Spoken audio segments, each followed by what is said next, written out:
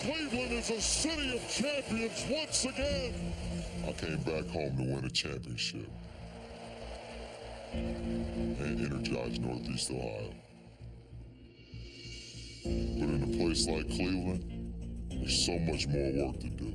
3,300 acres of land sits vacant. Almost 2% of the population has left in the past 3 years. To revitalize Cleveland, we need to work block by block, street up, and street by street. I wanted to invest my time and influence to create a movement that can maybe strengthen our community and transform neighborhoods. We're doing something great for the community. We're bringing neighborhoods together. The 4 local investors I recruited have each picked one new business that they are backing with their own money. This is our space. This works best. Now they have 3 months to open their stores, bringing new life to a neighborhood that's on the rebound but still has too many empty storefronts. This is like the biggest opportunity of a lifetime. If we can help rebuild one corner of the city, we can create jobs. You guys ready to train on some bagels? And grow. 216. Nothing is given. You see the vision coming to life. Everything is earned. We're down to the wire. This is suddenly feeling real. You work for what you get. This is Cleveland Hustles. Previously on Cleveland Hustles.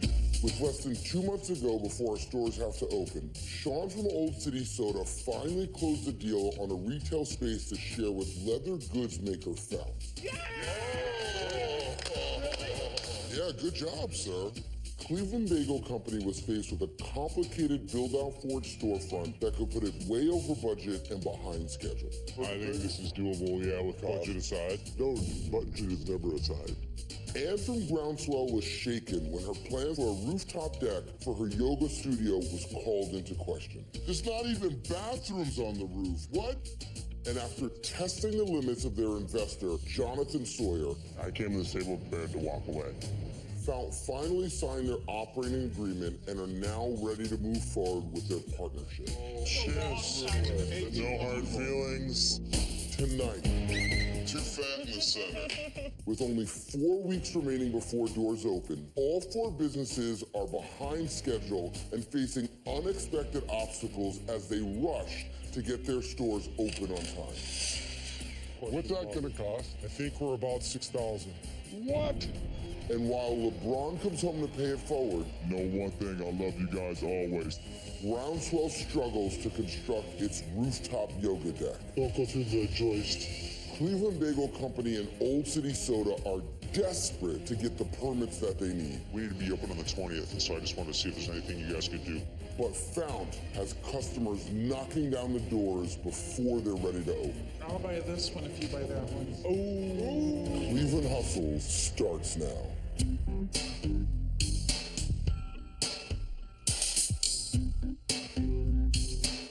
Because Fount and Old City Soda were delayed in securing their storefronts, both are playing catch-up as they aim to open a month from now in Gordon Square. These 2 businesses will really depend on foot traffic to attract customers. So it's crucial that their storefronts open while the Cleveland weather is still warm and people are out and about. Hopefully, they're still on track. It looks like there's been a lot of work since the last time I saw it. You see the vision coming to life. Right now, the opening that's over here is going to be mirrored on both sides. You kind of get a sense of the 2 spaces really being connected, yet separate and different. I'm really glad to see that progress has been made on the construction, but there's still a lot of work to be done. To gain a foothold in the neighborhood, I think that both businesses need a big opening day so that word of mouth can spread right from the start. If they can't open at the same time, it's going to reduce the amount of customer traffic and positive buzz that could be generated and potentially hurt both businesses. The theme of ours, if you will, is kind of a regal library vibe. We're gonna have a huge library shelving unit. One of our friends is a muralist, so she's going to be painting this whole wall in botanical illustrations. We're going to try to do a couple different beautiful window displays. I just want to make sure that from the street, Yeah, product, visible. The one thing I definitely want Fount to think about is what is like the one big signature bag that's in the window, instead of every single one of their products out, kind of like flea market-ish. Because if they really want to play in the high-end fashion game, that's what's necessary. Should we talk where you guys are at? Sure. This is the service counter, and this is your bar seating. What is the draw for people to really, truly come in? We will be one of the first locations in Cleveland to offer draft cocktails. You're gonna come grab a quick drink at Old City Libations. We've decided to make our retail storefront a bar in which we'll make alcoholic drinks using Old City sodas as primary mixers. We are going with the name Old City Libations. We want to get into the craft mixer business as well, so we really think this name will stand out. Are you guys worried that we're diluting too much the brand without just saying Old City Soda Company? Given this concept and what we're going to operate here, it's a place to feature Old City Soda, but it also draws that bright line between soda and libations and the things that are more geared towards the bar end. So it's not just going to be the name of the place, it's going to also be a product line? Yeah, so like our tonic water that we make today, instead of calling that Old City Soda, we would call it Old City Libations Tonic Syrup. We wanted to make sure that the syrup was under the Libations family instead of the soda family because it's one of those products that spawned from the bar itself. Syrup will most likely be used for alcohol, so it just fits better with the Libations name. I think it should just be Old City Soda. I don't mind the restaurant, this space, but I just think that you're going to just begin to go down a path. Yeah, like Old City Soda Libations Tonic Syrup. There is a complication though. We do have multiple names, but it's not Old City Soda Libations, it's Old City Libations. Yeah, but you still have a really young business that doesn't have any brand recognition. This is not just a soda shop. I think the Libations almost solved that in some ways. Right here, I think it works perfect. It's taking it outside these four walls. Outside of here is my concern. I mean, we haven't even gotten to the name for the bar syrup, so I mean, it could still go. Why not just call it Old City Soda? I think by far the biggest opportunity for Old City Soda is in selling their craft sodas. That should be so much more lucrative to them than the mixer business. So I fear that having two different names for their products could weaken their overall brand identity and ultimately confuse consumers about what they really do best. Look, I love you guys. I just think you have a consumer soda product, which can be massively huge. I wouldn't add libation onto it. That's my 2 cents. You can take it or leave it, or you can give me back my 2 cents, and I'll go spend it with somebody else. No, I'm just kidding. No. I agree with what Bonin has to say about diluting Old City's brand overall, but Kumar has really put in some insightful input. We're really relying on Kumar's expertise from a marketing perspective to help us make that decision about what's best. And I think we'll turn to him and say, okay, what do you want to do?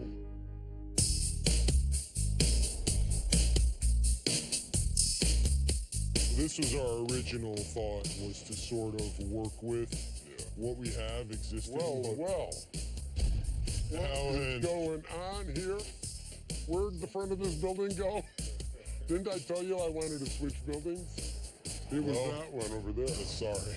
We got just 27 days until we've got to open that Cleveland Bagel storefront. Since we decided to combine retail and production in one facility, it's a massive build-out. Normally, I would think we would need 3 more months, but I need to make sure that we meet this deadline without blowing our budget. Oh my God, I cannot believe this. This is suddenly feeling real. Is it happening on budget? One major unforeseen was the lintels above the windows were completely shot. Lintels are the primary support that runs across the top of doors and windows. And unfortunately, ours have a ton of water damage. We thought we were going to be able to repair them, but they're going to have to be replaced. There's no question. What's that going to cost? I think we're about $6,000. What? Yeah. After a ton of negotiation and discussion, I signed off on the budget, $53,000, which is about $8,000 over what I wanted it to be. This is a significant hit. Hopefully we're going to make up the difference elsewhere.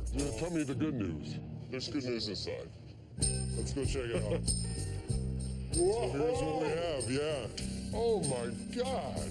Where did this come from? We've uncovered the dairy tile, which is a huge surprise, but in a good way, right? So now we're eliminating all the drywall on this wall. Dairy tile is my new best friend because we found a whole bunch of it, and hopefully it'll offset a good amount of that $6,000 that the lentils are costing us. We're taking the dairy tile and we're gonna make the base of the countertops with That is a instead of sensational music idea. cabinets. I am so excited about this space, I cannot tell you.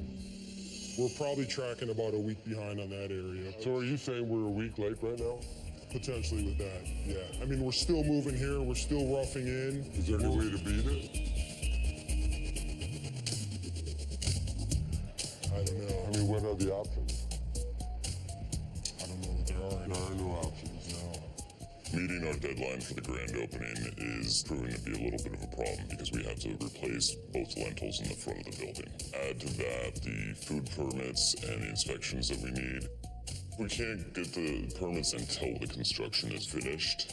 We're really up against it. This is our first storefront. Our reputation's on the line, so we really need to speed things up.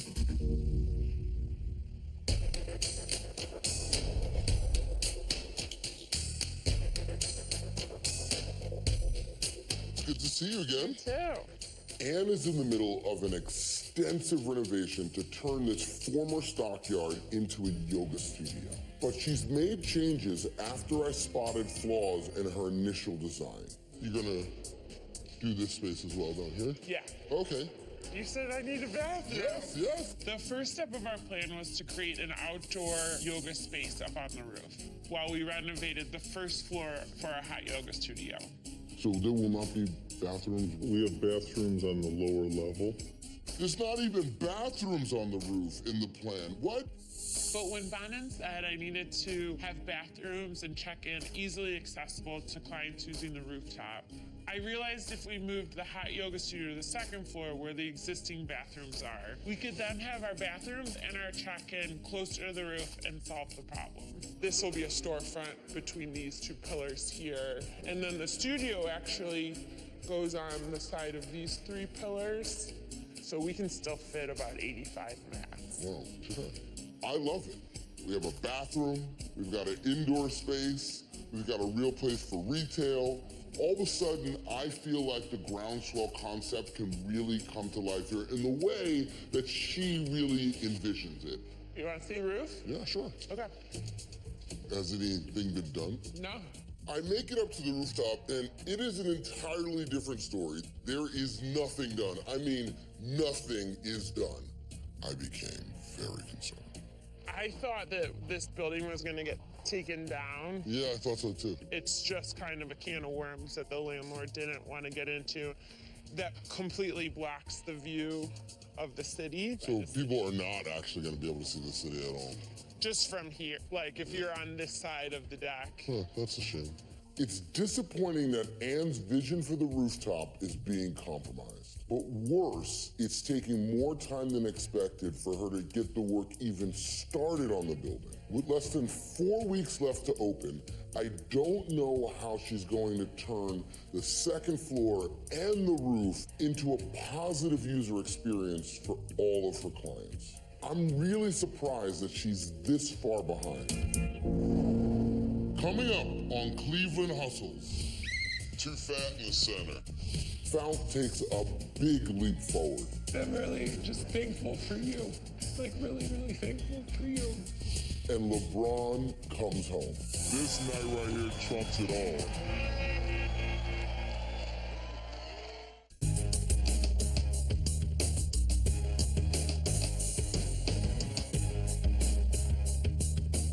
Nikki, Courtney, Yeah. we are ready to meet with you. Oh, okay. Our investor, Jonathan Sawyer, and his team have been pushing us to be more structured, so there's a clear chain of command. You're not going to be there all the time. So you better hope that the 5 people that are speaking in the voice of Philip and Jack. Right. We spent some time defining the roles of our core staff, so now we're ready to make it official. They just have naturally each fit into a groove of what kind of things they take on in the studio. So it was really easy to actually select who would rise up to which leadership position. So Stephanie, we're gonna start with you as the production leader. You've just been really good at this, knowing efficient ways to get things done. So it was kind of a natural fit for you.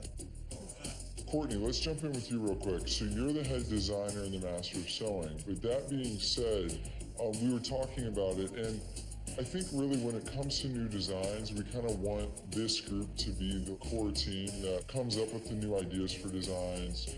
I think that there's definitely room for improvement with our organization. So we're trying to listen to Jonathan and create a more efficient, mature company so that when demand increases for our products, we'll be able to handle it.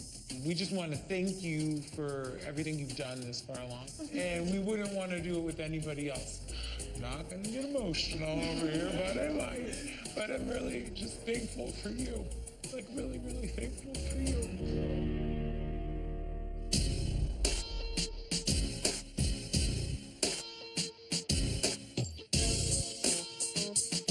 Hey, Mike. Hey, what's going on, Rob? Not much. Welcome to Old City Libations. Sean and I have never owned our own bar, so it's really critical that we hire some experienced staff. What's up, Rob? Hey, nice to meet you. And the utmost important position to fill out of the gate is our general manager. So today I'm bringing in Rob Dorsey. He is an industry acquaintance of mine that I think would be a great candidate for the job. This is a pretty critical role.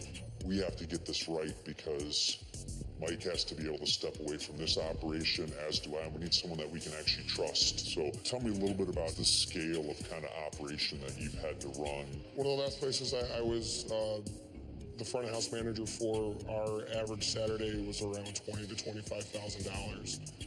That'd be good if we could do that. And that's with full kitchen. We want to serve food along with our craft cocktails, and knowing that Rob has had experience running full-service kitchens gives us a lot of comfort in being able to execute that.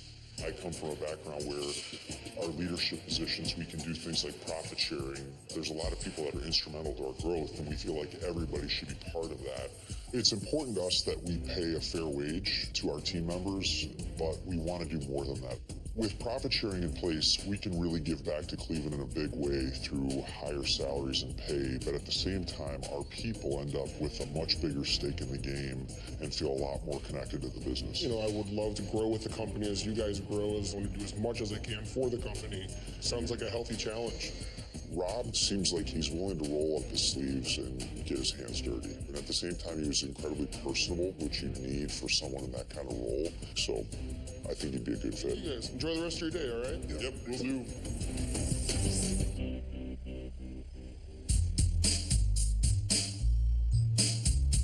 As we get closer to opening up the shop, we've been thinking a lot about all the menu items, and we want to have a custom coffee blend that's matched perfectly with our bagels.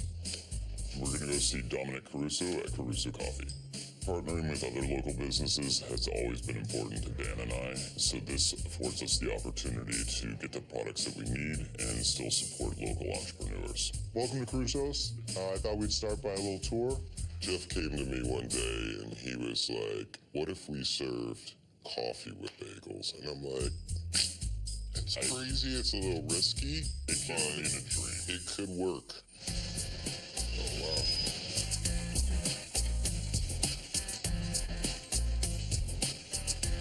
So if we ended up doing a custom blend for you guys, we'd blend it there and then we would bag it. We have the machine that will actually form the retail bag and put a label on it. You get to the point that you've got 500 franchises around the country, we run it on this machine, and I go from doing 300 bags an hour to 2,500 bags an hour. What we like about Caruso's is not only can they give us a special custom blend and private labeling, but they can also grow and scale with us. I think this could be a very good partnership for us. I laid out 4 different coffees. Coffee's a lot different on its own than when you are pairing it with what you're eating, just like how you would pair wine with food. Give it a nice slurp. That aerates the coffee and it spreads it over your palate. We are putting time into finding a really nice blend of coffee that matches the quality of our bagel. The time really pops once you drink the coffee, and then the texture is awesome. I go in with the blend now. Blend's a little bit more round feel. It's not the easiest choice. It's a tough balance what we're looking for. It's like you want absolute mass appeal, but you also want it unique enough so that if somebody had it, they're like, oh, that's that coffee from Cleveland Bagel Company. If we can offer a straight cup of coffee that lets the bagel be the star and still draws people in, this could be a moneymaker. What we're thinking of is $2. That's more than doable. Okay. I mean, when you start breaking out to the per cup cost on a 12-ounce cup, the coffee itself will maybe run you, call it a dime. Yeah. Add another dime for the cup and the lid. We're planning on selling the coffee for $2 a cup. So even if that's reasonable price, we're still going to be around 90% profit margin. We're estimating about 150 customers a day. So half of those get a cup of coffee. That's an extra $135 a day in profit. And that translates to almost $50,000 a year, which is not bad at all. Thanks a lot, Dominic. Nice to meet you guys. Nice to meet you. Thanks. Nice to meet you, yeah. Our plan is to build a deck up on the roof of our new building so that we can host yoga classes outside. We finally got construction started, but we're behind schedule. I'm just thankful that my husband has a general contractor's license because he's been working day and night this last week to help us get caught up. Don't go through the joist. We have 3 weeks before our grand opening, and this building has to be great for our clients who really won't care how much work it's taking or delays that we've had. They just want a great experience. We really need to deliver that. It's going to take another 10 days to finish the deck, but we also have to complete the ground fall mural, landscaping, hang the lights. This place cannot look like a construction site. It needs to be peaceful, serene, ready for a yoga class. I honestly don't know if we can get this done in the amount of time we have left. It's perfect now.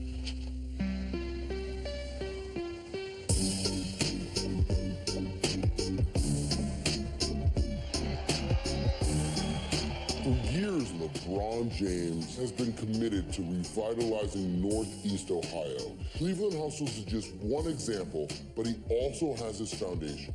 The LeBron James Family Foundation is dedicated to building community, families, and investing back in the neighborhood that helped him become who he is. Every single year, LeBron buys out the amusement park and opens it up for families who otherwise wouldn't have the means to actually go to an amusement park. It's kind of like their summer vacation. Give it up, y'all, for LeBron James! Well, I want to say thank you to you guys. Without you guys, this wouldn't be possible, so thank you. I believe that in order for us to ultimately be as great as we can be as a nation, that all of us have to go back into our communities and lend our hand. And it starts brick by brick, it starts person by person, family by family, kid by kid, and just using our resources, using our strength, using everything that we've been able to do to just build up these communities. I think that paying it forward is probably one of the most important things that you can do as a human. While we might be on a business show and we're talking about revenue and success of these entrepreneurs, that success is not just defined by how much you make. It's just as important to make sure that everybody around you is successful. So this is always the greatest night for myself. I mean, the great night was in Golden State, Game 7. But this night right here trumps it all. On behalf of the LeBron James Family Foundation, we want to say thank you because you guys understand what we're here for tonight. So please give yourself a big hand and know one thing, I love you guys always. Thank you.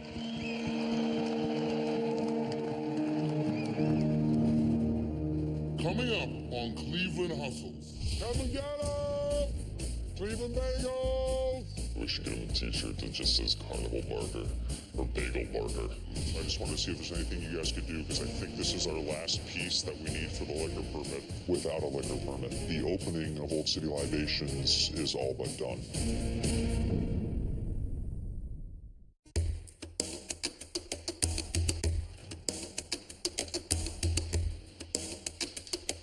Our shop's supposed to open in less than a month, and we'll have to at least double production. So we've hired some employees for the first time, and now it's up to me to train these guys in the ways of Cleveland Bagel Company. Just cut this into sections. Roll it out about this long. I'm kind of tapering it at the ends here, so when you join it, it's not a giant knot on the end. And then I'm just like wrapping it around. The reason why we're recognized for quality is because we do the same thing every day and we never skip steps. It's always the same thing. Our arms are gonna be so fit. That's looking big. Okay. Too earthwormy. The new hires are pretty terrible at rolling bagels, but I was pretty terrible with the first bagel I rolled. So I'm fairly confident we'll get them trained up pretty quick. You're kind of pushing it down. We want to roll it. This is my new employee training whistle. It's a real easy way to get people's attention, and it's just fun to use. Circles. Bad bagels. I don't really foresee there being any way I could ever abuse the power of this whistle. Every time I've blown this whistle, it's for the right reasons. I think this is going to revolutionize small business training. You're supposed to have 3 positive reinforcement remarks for every corrected one. Oh, really? I've got a huge deficit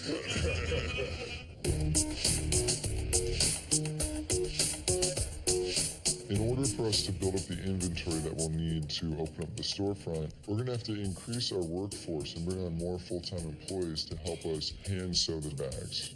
The local Catholic Charities finds employment for refugees, so we'd be thrilled to offer work to a group of people badly in need of it, as long as they can keep up with our standard of quality. I have Kamisa, Fatima, and Abdul Hadi in there. They're super excited. They're in the conference room, so let's get started. Part of our mission as a company is to give back to the community. So providing new jobs and helping Cleveland's newer residents is what we want our brand to be all about. Right now, it looks like we might be looking for 12 people. A portion of them to be hand sewers. We can pay $16 a bag. It takes about an hour to sew. Paying a fair wage is something that's very important to us. You know, we want to pay well above minimum wage. You'll see the word bounce, and you will point that toward your belly. Sometimes I tell a story when we do the hand sewing, and you tell there's a man and a woman that want to get married. So you have the needle, and the man is chasing the woman. And so when I teach people how to hand sew, I tell them a story so that they will remember.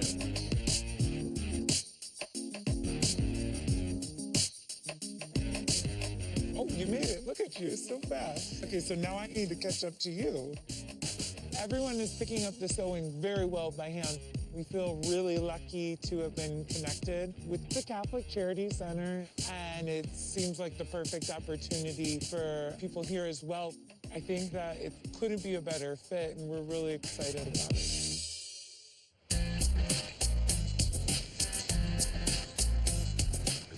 Bagel guys. Yeah, you. I'm looking forward to seeing Dan and Jeff. I've got a great surprise for them. I know they're going to be happy about this one. You guys know what Taste the Tree Man is? Yeah. I talked to Bonin, and he said that all the businesses are going to set up booths right next to each other over there. Right over there. That's good. Taste the Tree Man is the most important food festival that happens in Cleveland. They have about 30,000 people that come down and spend a lot of money.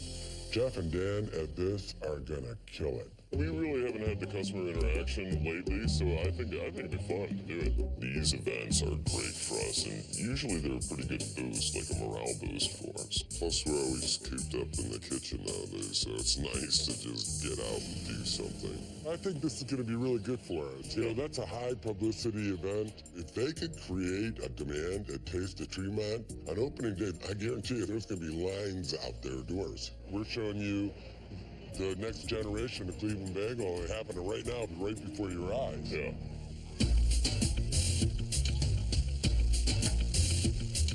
Hey guys, how are ya? Let's talk about Taste of Tremont. Sweet. I'm excited about Taste of Tremont. Hopefully we can get people to sign up for our email distribution list so they can get more information about Groundswell. We really learned the importance of having a great email distribution list with Harness Cycle, and so we really think this will be great value for Groundswell to have a base of people to communicate and send promotions to. It's so hot at that event. People would probably love water. Sign up for our email sheet and we'll give you a free bottle of water. That roast beef is so good. We're using Taste of Tremont as our test market for a couple of the sandwich ideas that we want on the menu in the bagel shop. I've never eaten anything better in my entire life. If we could try to promote the storefront opening, that would be awesome. We're going to try to really sell Found at Taste of Tremont the best we can and try to make the space that we're given as close to a storefront as possible. Look at you working. Now you're good at that part. I'll get another one. Obviously, we'd love to have a great day sales-wise, but we'd love for our brand to get out there, a lot of new people to try our product. And it won't hurt to get the word out that our bar's opening soon. Not too bad. Look at that. The festival couldn't come at a better time because we really need the exposure for Groundswell. Our company now is primarily wholesale, so we've been chomping at the bit for an opportunity to tell people about our own storefront. The Taste of Tremont will be our last big opportunity to let the community know that we're opening the storefront in the next couple of weeks. We can't blow this chance.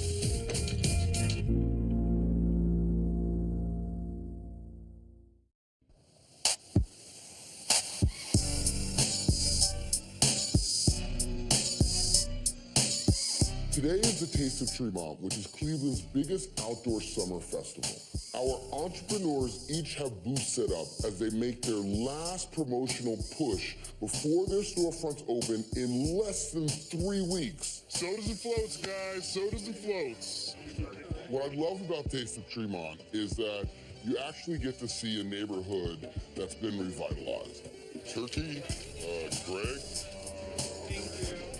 This is a great opportunity for our businesses because it's the community that's right next door to Gordon Square. There's a chance for them to get into the neighborhood, talk to consumers about the fact that their storefronts are opening, and begin to market their new storefronts. The Empire! How's it going? It's going well. So we've never done the sandwiches before, so you think you'll sell out? I hope not, because, I got a lot of freezer room. Yeah. I guess you would call Alan a very active investor, and I are a little bit more reserved, but not Alan. When Alan sees an opportunity, let's just say he's not shy about taking advantage of it. Come and get them! Cleveland bagels! If you eat one of these bagels and it's not the best bagel, I'll eat the rest of it. Come on, you gotta get it right now. We should get him a t-shirt that just says Carnival Barker or Bagel Barker. Come on! You have no idea how famous these are about to be. What are we doing here? We've got some retail, but our goal is really just to get our email distribution list filled up. Collecting email addresses and selling retail is all good stuff. But I don't see Ann aggressively promoting the grand opening of Groundswell and explaining to people why it's going to be the best yoga studio in the city. That's the story that she should be telling. You have like 5 words and then you lose someone walking past. It's hard to say like community through movement. They're like, what does that mean? How do you tell someone we're events, we're opening a studio and we have a studio and it's just like... It worries me that Ann is confused about how to promote her new business here. If Ann can't figure out how to explain what Groundswell is, she's going to lose a lot of opportunities. Yeah. Thank you, everybody. Thanks, Brian. She might look back on this at her opening in a few weeks and regret not doing more. We'll see. How many of the people who you've encountered here have actually heard of you before, or this is brand new? And maybe like 25%. So yeah, maybe so. It's been a really good So it's good exposure. Oh, great exposure. We ended up doing around $7,000 in sales, which was great. I mean, that was really surprising. We got to reach out to a lot of people about the storefront, and I'd say overall, really successful day. Found is amazing. The experience at their booth is spectacular. They really are passionate. They did a really great job of telling people the store's coming, telling who they are, and getting people excited. This has been really fun. So what are you guys doing here today? We got 4 sodas on draft, and then we're just doing simple vanilla floats. I'm ecstatic, not only with the sales that we did for the day, we got so much great reception and great feedback from anyone that came up to our stand. Today at the Taste of Tremont, we ended up doing $2,200 in revenue. Our costs were about $450, so we've had pretty good profit for the day, which bodes well for the opening of our retail location. Oh, we only have these products available today. We have the strawberry ginger beer, lemon soda, orange blossom soda. Because these are the signs that talk about everything you can do, it's a little bit confusing. They think it's the menu. Just point down here and say, this is what we have today. You guys have confusion, though, in general. Old City Soda sold a lot of soda, so there's no doubt that consumers love their products. But I still don't think they do a good enough job defining what their brand is for potential customers. Do they make sodas, or do they make mixers? Should they have product lines with completely different names? Even at the Taste of Tremont, Mike and Sean hung signs that confuse customers. If they can't figure out what their brand is, they're never going to grow as a company. How's the day going? People are excited. A couple of people have come up and be like, oh, I'm so glad you're here, and they love the sandwiches. That's really the other main reason to be here, is test out the sandwiches, see what people think. We actually made survey cards, and we're getting people's emails addresses. Uh-oh, you guys in the survey box. You guys have a sense of what you've made so far? Final numbers are 2,300. Our costs all in with labor, with cost of goods sold, with fees, 1,105. That was a really good day. Cleveland Bagels did a great job at the Taste of Tremont. I think this bodes very well for their bagel shop. They know who they are and what they're good at. And I think they're going to deliver on that promise. How do I get out of here? Under here? There you go. Taste of Tremont was a great test to see where all 4 businesses are at. Cleveland Bagel Company and Found seem to connect with customers and are ready to blossom once their storefronts are open. But I'm still a little concerned about Groundswell and Old City Soda. They need to figure out how to communicate more directly to their consumer, both what their brands are and what products and services they're offering them, or they won't make it.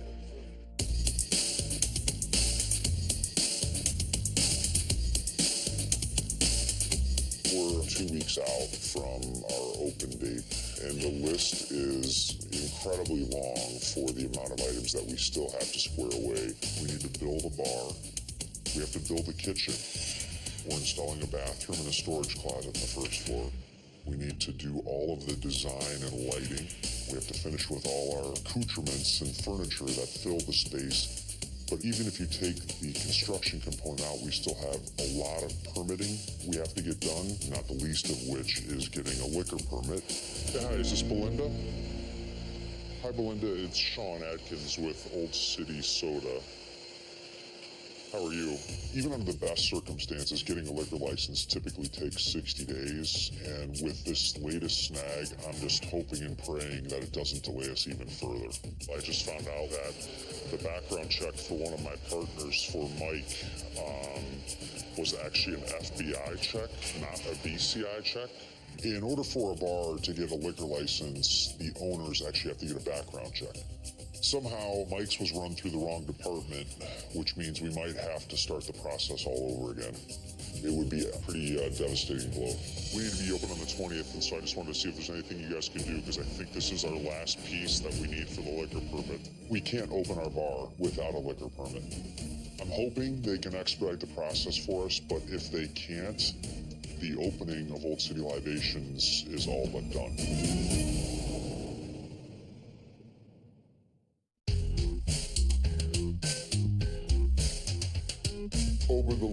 few weeks, our 4 entrepreneurs have been working around the clock, promoting their storefronts and building out their spaces. But with just days to go before they open their storefronts in Gordon Square, their work is far from over.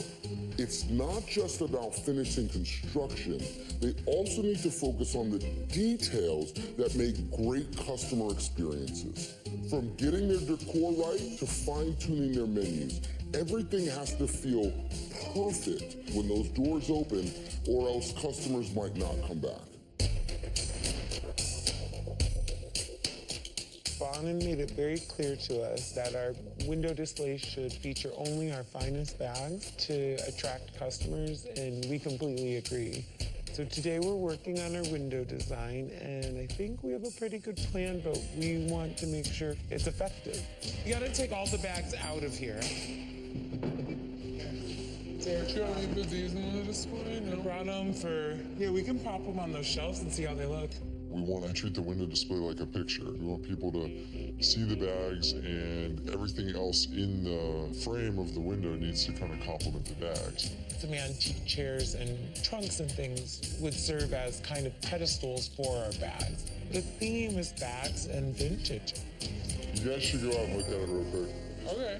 We have all of these ideas, but we don't know if they're going to work. So we kind of threw together what we want to do in the window display, and we need to make sure it actually looks nice in the space. To me, this doesn't feel as classy as everything I else. agree with that. It feels like we're maybe trying to sell yarn or something. It is kind of cluttered. So sad. We had a plan, and now we have to have a whole nother plan. But thank God we did this because, like you said, Yeah, because now we know that it's like, it's Yeah. okay. You got it? Uh-oh, see, the people are looking, they're talking. Let me go back. Go. As we saw this family walking by our storefront, we knew it was the perfect opportunity for some market research. We're working on our window display, and we're curious of what would you think was sold here? I would say high-end, eclectic, whatever you want it to be. It could be home furnishings, it could be handbags, it could be... Then just looking, Yeah. you sell a lot of rope. Rope's gone. Get the rope out. I have a bigger question. Can we look at your handbags? Because we might want to buy one. Come on in. Come Come on in. I'm always down for some sales, so That was I was like, pretty come on incredible. in. I mean, when That that was happened, awesome. That Like, was like, I was like, this is real life? That's Yeah. crazy. They have a lifetime warranty on the straps. We hand sew these interior weight-bearing pieces in, and then there's your key fob. So, price point is probably $500. Actually lower. So this, $289, $329, $389. I'll buy this one if you buy that one. Oh, all right. There you go. You guys are our first storefront customers. Yeah. Awesome. Thanks, ladies. The butcher paper was only down for maybe like, what, an hour? And in that hour's time span, we sold 2 bags. And I mean, that's nuts. So we need to get the store open so we can be selling bags. I mean, Yeah. think of all the business we could be losing by having that window covered and not being open.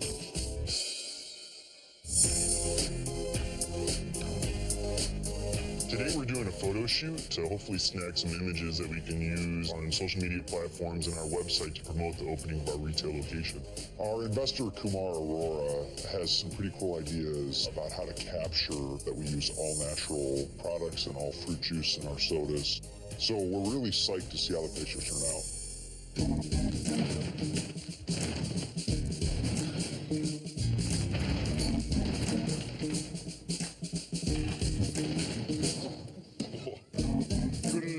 Imagine a better way to spend my day. I'm having a ton of fun dumping a lot of this heavy fruit on Sean's head. These shots will be great. Let's do the grapefruits. I'm gonna end up in the concussion protocol. All right, Ginger.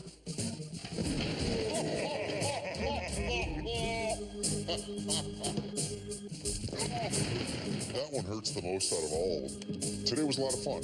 We're looking forward to sharing the new look for Old City Soda. It's gonna smell real good in here though for a while. It's delicious.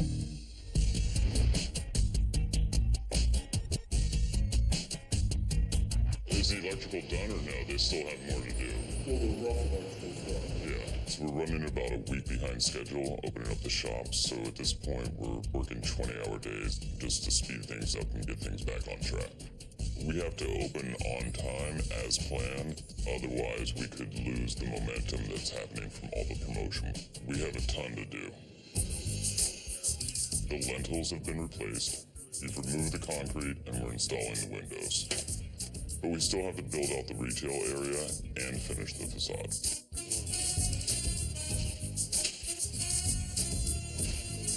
It's been really hectic. But beyond getting the renovations done on time, I mean, we're concerned about how all of this is going to affect the food permits that we need to obtain. That's my only concern. If we do a pass-through, is there going to be some weird thing that retail's not going to approve and they're not going to approve because there's open air going in between? I don't think so, but we had the idea of a pass-through window so that we can pass food items back and forth from the kitchen to the retail. Hopefully this last-minute decision doesn't complicate getting the shop open on time or getting the right permit. I never know with those people, you know? They always have weird rules. Without the food permit, we can't sell our bagels at our grand opening, so we won't be able to open.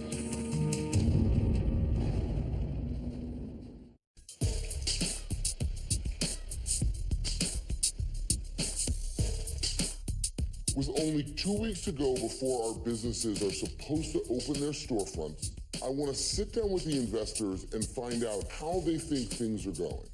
Each business still has major obstacles to overcome, so the investors must be really concerned right now. What I've noticed is that all the guys are doing the work.